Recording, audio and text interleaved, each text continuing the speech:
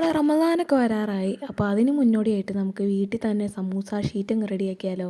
ഇത് നമുക്ക് കടയിൽ നിന്ന് വാങ്ങിക്കുന്നതിനേക്കാളും ഒത്തിരി ലാഭമായിട്ട് തോന്നിയിട്ടോ. കാരണം എന്താണെന്ന് പറഞ്ഞാൽ ഇതിനകത്ത് നിന്ന് നമുക്ക് അത്യാവശ്യം ഷീറ്റുകൾ റെഡിയാക്കി എടുക്കാൻ പറ്റുന്നതാണ്. അപ്പോൾ അതിനായിട്ട് നമ്മുടെ ഒരു മെഷറിംഗ് കപ്പിൽ 250 ml 3 കപ്പ് വീതം മൈദ എടുക്കാം കേട്ടോ. അപ്പോൾ ഇനി ഇതിന് ശേഷം നമുക്കൊരു 3 table spoon sunflower oil add ചെയ്തിട്ട് കുറച്ച് ഉപ്പ് ആഡ് ചെയ്യാം കേട്ടോ. അത് ആവശ്യത്തിനാണ്. ഇനി ഇതിനകത്തോട്ട് കുറച്ച് വെള്ളം ആവശ്യത്തിന് ആഡ് ചെയ്ത് നന്നായിട്ട് ഇളക്കി കുഴച്ചെടുക്കാം കേട്ടോ. കുറച്ച് വെള്ളം ആഡ് ചെയ്തിട്ട് വേണം കേട്ടോ കുഴച്ചെടുക്കാൻ. അല്ലെങ്കിൽ പെട്ടെന്ന് വെള്ളമൊക്കെ ആയി പോകും. നമ്മളെ കൃത്യം കൺസിസ്റ്റൻസി ആയി ഇരിക്കണം കേട്ടോ. എന്നാലാണ് നമുക്ക് ശരിക്കും ഇതങ്ങ് റെഡിയായി കിട്ടുകയുള്ളൂ.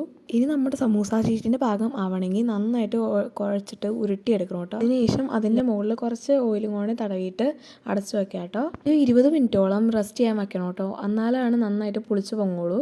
മുകളിൽ ഓയിൽ ഒഴിക്കുന്നത് എന്തിനാണെന്ന് വെച്ചാൽ ഇത് പെട്ടെന്ന് തന്നെ നമ്മൾ റെസ്റ്റ് ചെയ്യാൻ വയ്ക്കുമ്പോൾ ഉണങ്ങി പോകും കേട്ടോ. നന്നായിട്ട് ഡ്രൈ ആയി പോകും. ഇത് ഡ്രൈ ആവാണ്ടിരിക്കാനുള്ള മെത്തേഡാട്ടോ ഈ ഒരു ഓയിൽ തേക്കുക എന്നുള്ളത്. ഈ റെസ്റ്റ് ചെയ്തത് നമുക്ക് എടുത്ത് വെച്ചിട്ട് അതിനകത്ത് നിന്ന് മാവ് നന്നായിട്ട് കുഴച്ചതിന് ശേഷം 8 ബോൾസ് റെഡിയാക്കി എടുക്കാം കേട്ടോ.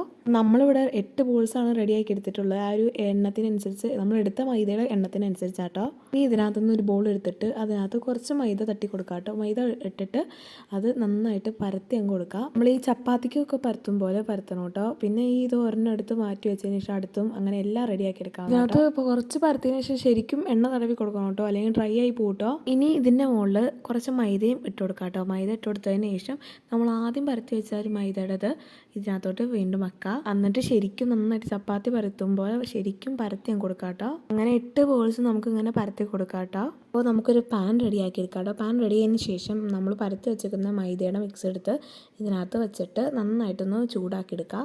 ഒരെണ്ണം 40 സെക്കൻഡ് ആട്ടോ ഒരു ഭാഗത്ത് വെക്കേണ്ടത്. അത് അപ്പം തന്നെ 40 സെക്കൻഡ് തിരിച്ചിട്ട് വെക്കാം.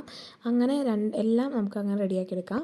അത് നമ്മളിവിടെ സമൂസയുടെ ഷേപ്പ് കിട്ടാൻ വേണ്ടി ആ ഒരു സർക്കിൾ മാറ്റി സ്ക്വയർ ടൈപ്പിൽ നീളത്തിൽ അങ്ങ് നമ്മൾ കട്ട് ചെയ്തെടുത്തതിന് കേട്ടോ. റെഡിയാക്കി വെച്ചത് കുറച്ചൊക്കെ റമദാനിലോട്ട് മാറ്റി വെച്ചതിൽ നമ്മൾ 3-4 എടുത്തിട്ട് നമുക്ക് വേണ്ടി റെഡിയാക്കി എടുത്തു കേട്ടോ.